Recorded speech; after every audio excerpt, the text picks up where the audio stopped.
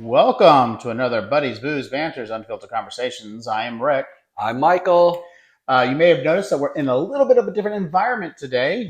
We are. And you might also notice that our Alex, our producer, is not with us today. Aw, that's poor thing. We are on a budget when it comes to actually bringing, tag-along people. Just for the record, we are in Punta Cana, Dominican Republic. Woo! We have been here since the 3rd of June. And we've had some great, exciting times. Since then, we are definitely in paradise. There's no doubt about it. I mean, this place is absolutely beautiful. The people are incredible. Can we talk about the resort we're staying at? Yeah, I mean, obviously, and just as a clarification, this is not a promotional for the actual resort. We actually just want to talk about it just simply because it is a great resort. It is. We're staying at the Dreams Tide. And it is It's actually Secrets Tides. Secrets Tides. That's bad with me. And the reason he did that, Michael sometimes actually stumbles over his words, is we are actually located right next door to Dreams, as well as it's part of the same organization all together. So it's a legitimate stumble on his words. Totally. And we're here with my brother, sister-in-law, and our friend Jennifer, who you've met before. She was on an episode or two on our podcast earlier. For the Eclipse episode. And it's a great resort. The rooms are unbelievable. Yeah. The pool's unbelievable. And might not be able to say this, but I'm going to say it anyway. They have mine and Rick's drink alcohol of choice. Which, let me just tell you something. Everywhere we go on the last couple of years when we went to certain resorts, they never had it. Last year I actually had to, get our driver to buy it off on the market in Mexico just so that I could actually have my particular brand. Michael didn't do that, but I mean, I definitely have But Crown Royal and 7-Up is mine. And mine is Belvedere water, a splash of cranberry. Again, neither of those are actually promotional aspects for those particular brands. But if you want to sponsor us in the future, we're more than happy to. 100% would love to have you on board. Well, I mean, let's talk about our first day here. I mean, it was really a travel day for the most part. Yeah. The 3rd. On Monday. You guys, Jennifer and I went a different route than you did. Yes. I was actually in Atlanta for 2 days first. And then her and I jumped on from Atlanta down to Fort Lauderdale, then over into Punta Cana, and you went a different route to Chicago. Dallas to Chicago to Dominican. Now, I don't know about y'all, but Chicago makes no fucking sense to me. It was the airline we flew on. Yeah, and a great airline, don't get me wrong. I mean, it's just the only airline, and anybody out there will know exactly what it is, that still gives you free check bags. Yes. So always try to go on that particular airline, just simply you do not have a seat assignment, but you get a seat number to get up. Now you really know what the airline number name is. There's no doubt about it. I'm helping you. So what's the point? Yeah, but we really got to resort. I brought around 5 p.m. After a travel day. We were tired, but I mean, we really got the tour of the resort itself, and then we were able to jump straight into a nice dinner as well. So, what's your first take as soon as you're on your first date, Mike? It's a nice resort. It's laid out. You're going to do a little walking, which and is it's brand good. new, folks. It's only been out since January 15th. Now I know this is coming off as a promotional video for this particular resort. It is not, but we're excited about being here. We're excited about how they treated us. Yeah, because it's like because we're talking to some of the staff that's new. They started working here like in November. But they didn't. It's like for the first 3 months, they were getting the lay of the area and all that stuff is, and then it's like slowly they've started to have more and more people, and it's just like it is a beautiful resort. The beaches here is just unbelievable. Usually in Mexico, sometimes you have seaweed on the beach. Yeah, no seaweed and very whatsoever. rocky in some cases. Yeah. There's broken shells, and that's what we experienced in Huatuca. Although the cove was beautiful last year in Huatuca, this year the sand is just beautiful. It's soft. The ocean water is actually very cool.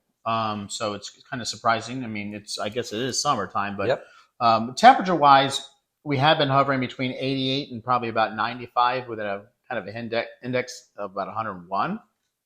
I mean, the weather we've had rain almost every day. Except for today. When I say rain, it rains for just a little bit, but then it goes away. I am absolutely not complaining about the rain, folks. And so it's like you're not getting the direct sun, so it's like it'd be overcast, maybe just a little rain, and then it clears. I think with my drink and the little bit of rain has made a paradise for me. Yeah. So a lot of times we get our chairs by the pool, but then most of the time we're in the pool at the swim-up pool bar. Yeah. And then we have that's a swim-up pool after bar. drinks after drinks.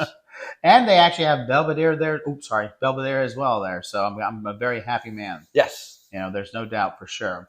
The second day obviously was just relaxation. Yeah. Have a good time. We had a nice dinner. I think that we went to, I can't remember which one. They have a series of different style cuisine restaurants here on the. Was it the steak place the first night? Yeah, it was. Well, it was the seaside, and then the second one. But we had steak. Right. Correct. Well, some people did. I didn't. But yeah, so I mean, again, the restaurants, there's like 4 or 5 or 6. And then Portofino, the Italian place, was the second night. Third night. All right. Yeah. You lose when you. No, it's a brand new one that just opened up. Is what it is. Yeah, that's the one we went to the second night. Third night was an Italian. Last night was Mexican, and tonight we'll actually do a hibachi type situation. So again, you have a lot of opportunities to really kind of enjoy the cuisine, have a great time. And especially kind of pick and choose what you really want to do. If you want to do hibachi, 6 days a week, and maybe a little bit tougher because that's the only place you have to do reservations. And the resort is all inclusive, so your meals and booze are all included. But I'm going to make a reminder to everybody out there, because this is kind of rude, especially when it comes to Americans and some Europeans for that fact, is when you're on an all-inclusive resort, tip your people. Yes. I mean, when you come to these type of, geographical areas, whether it be Mexico, whether Costa Rica, whether it's, here in Dominican Republic and others, and even in Puerto Rico, which is actually a part of the United States, these people are working on minimum amount wages. So anything that you can provide to them as a tip is not only appreciated by them, but it goes a long way to actually take care of them and their families. Well, and then also tipping, you're going to get 10 times better service, and your drinks are going to be that much stronger. No doubt. We did actually have one excursion out yesterday, which was his favorite that he'd been wanting to do before we even came. He talked about it. I mean, and it's the same thing when we were actually in Huatuca. I mean, I actually love ATVs. I love dune buggies. I love anything that I can get mudded in. And there was no doubt we were not let down yesterday. No, we were not. Now, I will say that the cheeks of my ass, because I have no butt, is killing me today. Just simply because when there is no cushions on the seats and you're bouncing around like crazy as you're hitting all the little potholes. But we'll definitely have, at least on some of the ad we put out there, we'll have some photographs of us just covered in mud. I mean, it was just a great morning, in my opinion. I enjoyed it thoroughly. But I'm telling all the people that go to the spa to get mud baths, that's very expensive there. I'm just saying, it's just do the buggy ride. Do the buggy ride, yeah. It's like it's free, you get really. Mud all over. It's all over your arms. It's in my ears. Yeah. It was all over my legs. It was everywhere. A part of body. It was mud. And the funny thing I should say is that all the 5 of us actually wore a white T-shirt purposely. And there's no way that you could not see how muddy we were. Again, it's fun because you obviously go through some certain trails and you hit the mud and all that, and you actually stop off. The first one has a little beach area that you stop off for about 30 minutes. You can have some cocktails. You can have some, drink and drive. And then you can actually have some food if you want, but also enjoy the beach, and take photographs. Naturally, you're going to have a lot of the locals trying to put things on you, sell things to you and all that, but that's just kind of typical. But, I mean, these were big potholes. It was an open buggy. So it's like when you just floored it and went through it, I mean, the mud puddles would just come underneath, up above, in your waist, cover your legs, and then shoot up over your head and all over your back. I will say, though, I was actually the last buggy, so I didn't actually experience, and I did have some people in front of me who initially that were just horrible drivers. It was like stop and go. I was like, are they in Dallas or whatever, I got hit by a lot of people who were on the opposite side going in the opposite direction. So I still got covered completely. But, I mean, if you actually saw the photographs, they all were covered a whole hell of a lot more than I was. But he also doesn't know how to operate it. Oh, bullshit. Because it was like my brother and sister-in-law were in front of us. And it was just like, all right, you're up there next to them. But then when it comes to, when you see the pot coming, you just stop and let them go through it and all that stuff is. So then that way you can gun it. So it doesn't matter if there's somebody slow, you just stop for a while, let them get ahead, and then you just slam through it. He can say that I don't know how to operate it, but obviously he wasn't in my situation where I had this young couple where I don't know if she was dictating to him or vice versa, or he was just a wuss. But he literally didn't, he actually ran into a fence and literally stalled the actual dune buggy. So I mean, as much as Mike want to sit here and prod me and all that, say that I don't know how to drive or I don't know how to do those particular like. But there were 5 of us, and one of the shirts we were all white. One of the shirts still had about half white showing. Yeah. And then guess which one it was? Well, I mean, well, first of all, I was actually in the dune buggy by myself. I was the only one who was in there by myself. So violins coming out. Whatever. And then, of course, today, and I'm so glad we did. We kind of took a day of rest, and we really are here until Monday of this coming week.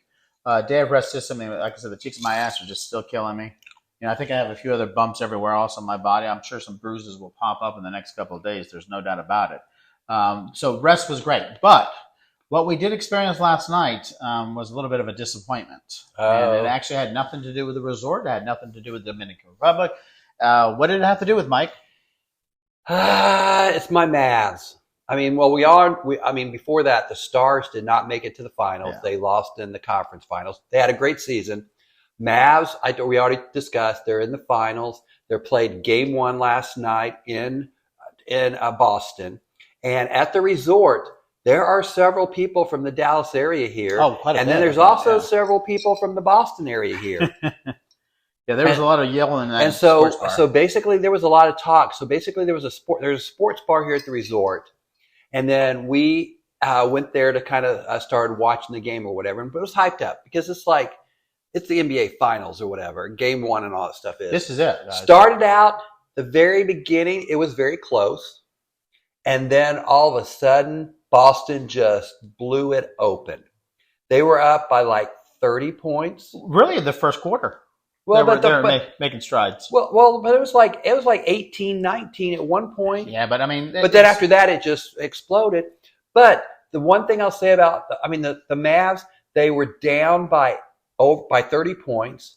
They ultimately cut the lead to 8 points in the fourth quarter, and looked like they were doing it. They were everything, and then Boston went on 11-0 run. But the one thing I'll say here is it's only game 1. It's the best. It's the best of 7. Yeah. I mean, most of all the players that are on the Mavs, this is the first time that they've ever played in an NBA final, so I'm sure the nerves got to them a little. There's no doubt. I think you can actually see them when they were sitting on the sidelines. They were a little nervous too. But also, in all 4 series so far, in the first 3 series that Mavs were in, they lost the first game, they won the second game, and they won the series. So we all we need to do is win 1 in Boston, because come the 12th, in Dallas will be game 3, and we'll be back, and I'm going to be there rooting my Mavs off. Well, first of all, we want them to win the second game. I know. I said we want them to win. Want them to go home with a win in their pockets already, for sure. I mean, Mike obviously was disappointed. We all were disappointed, but I mean, he got very subdued when that game was just. But blown I mean, out. it's like I've been to so many games. It's just like it's not over till it's over. But then all the stuff is, and it's only game 1. You can't win them all.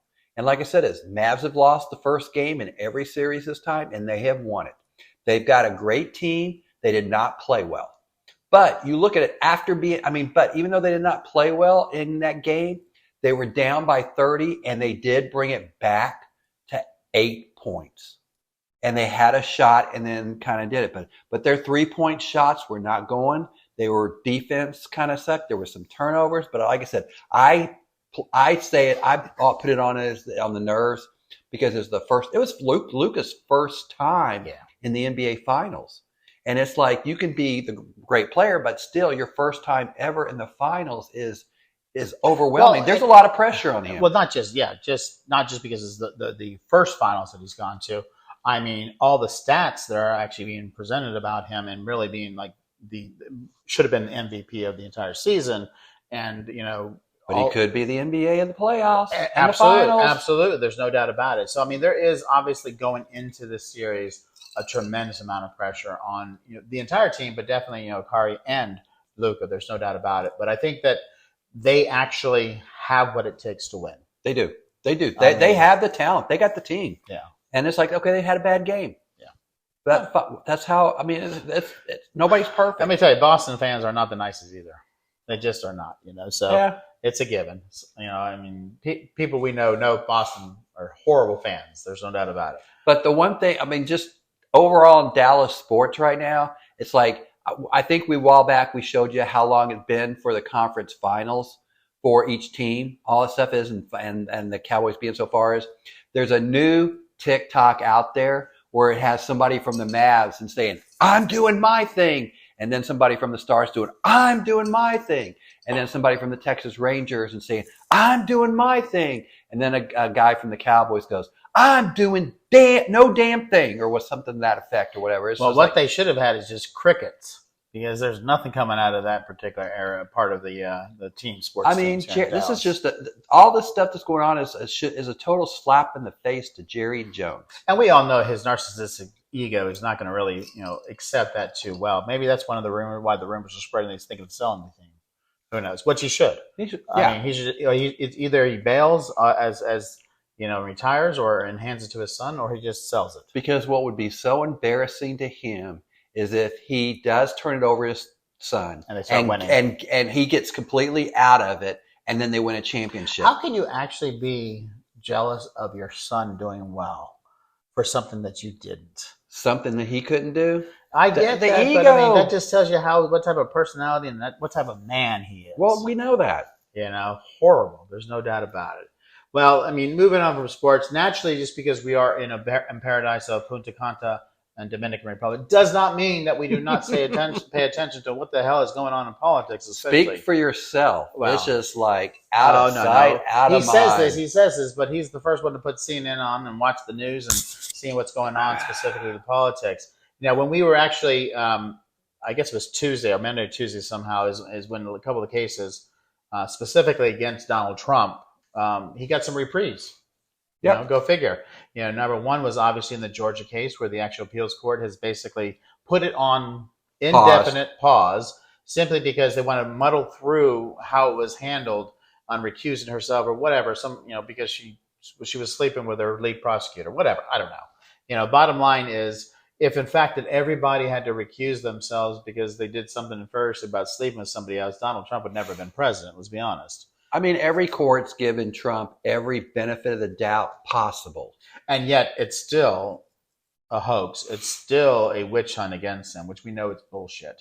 And the other one, of course, is not surprising. And we have that Trump appointee Judge Cannon down in Florida, who has basically just thrown one more day and one more day and one more day on all the different emotions that either side have actually put out there, including one that's actually trying to, the defense has put out there saying that the special prosecutor is unconstitutional, which it's ironic. First of all, this has been argued before, and most experts out there will tell you that's bullshit. Yes.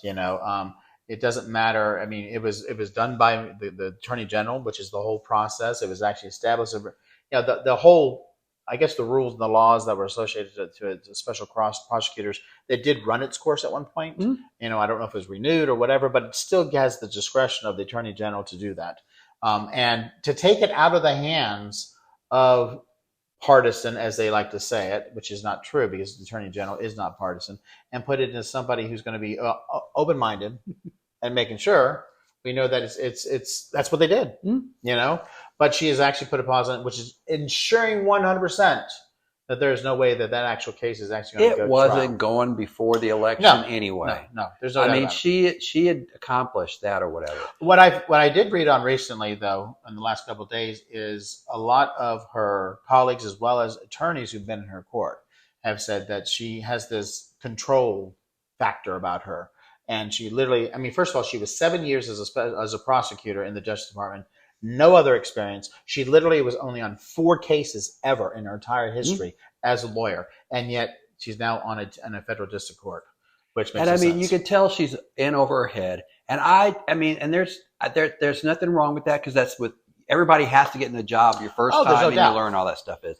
But the thing that you reach out and you talk to people. And she's not or whatever. But the thing that gets me is I don't listen to what the Democrats say about her, because that's going to all be partisan.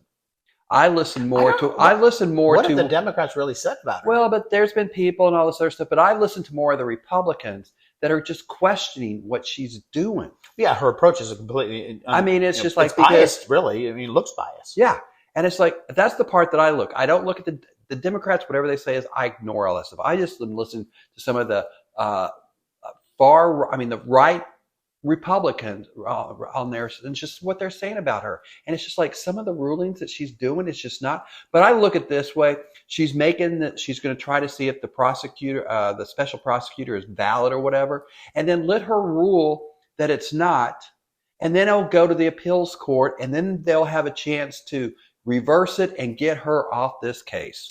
Yeah, I mean that's ultimately what needs to happen.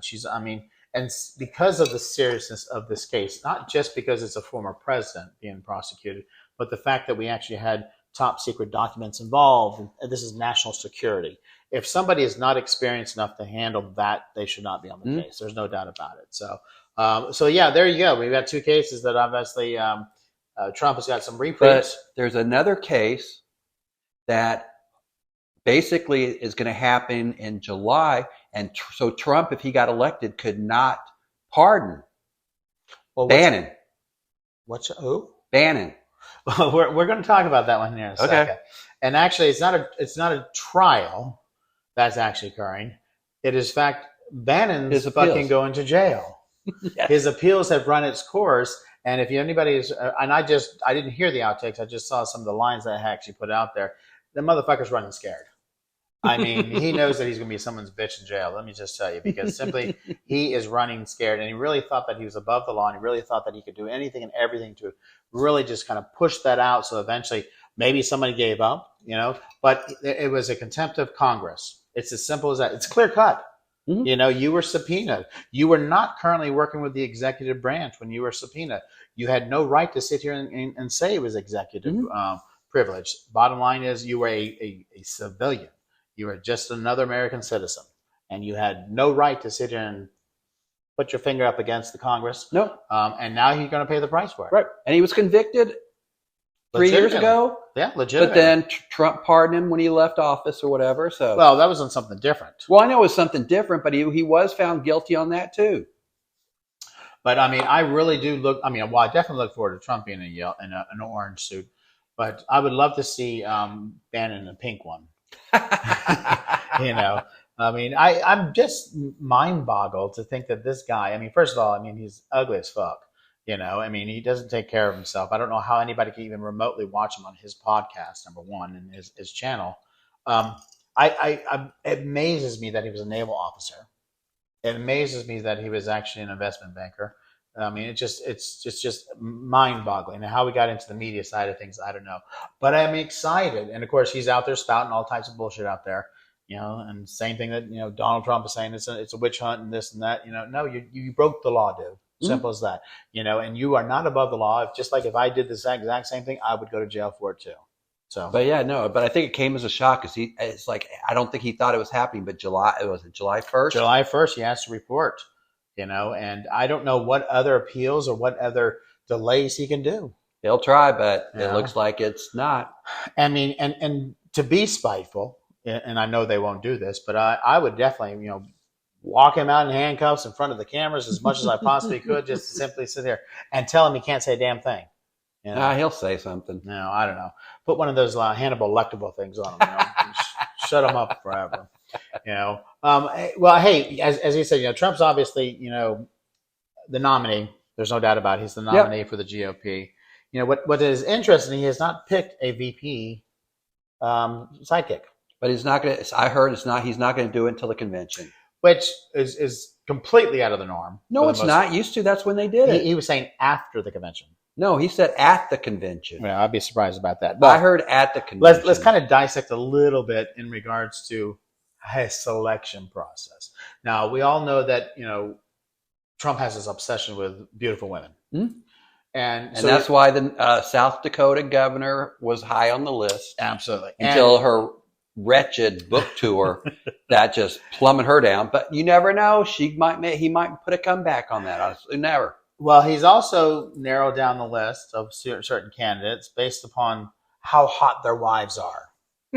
So, there's no joke here, folks. His team has put out their requests for materials from the North Dakota Governor Doug Burgum, Senators J.D. Vance, Senator Marco Rubio, and others.